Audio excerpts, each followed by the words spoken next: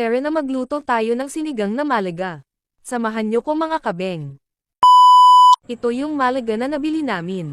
2 piraso lang kasi sobrang mahal pala nito mga kabeng. Fast forward tayo mga kabeng. Nalinisan ko na nga pala yung isda. Linisang mabuti para walang maiwan na lanze sa isda. Nag-crave kasi ako dito mga kabeng.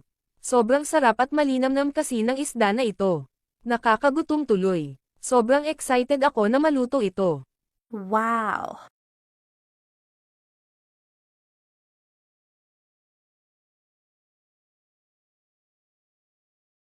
Ito yung gulay na gagamitin ko. May talong, kamatis at pechay. Hinihiwa ko na nga pala yung sibuyas. Ilagay sa malinis na kaserola.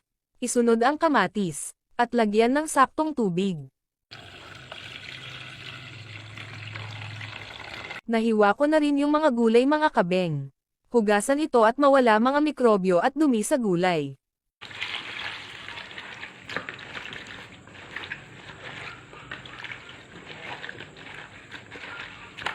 A few moments later. Isinalang ko na yung kaserola mga kabeng. Andyan na rin yung isda. Pakuluan ito mga 10 hanggang 20 minutes mga kabeng. Para lutong-luto. Pagkatapos timplahan ng pampalasa mga kabeng. Isakto sa gustong timpla nyo. Huwag sobra kasi nakakasama. At huwag kulang baka matabang mga kabeng. Ilagay ang mga gulay. At pakuluan ito hanggang sa maluto mga kabeng.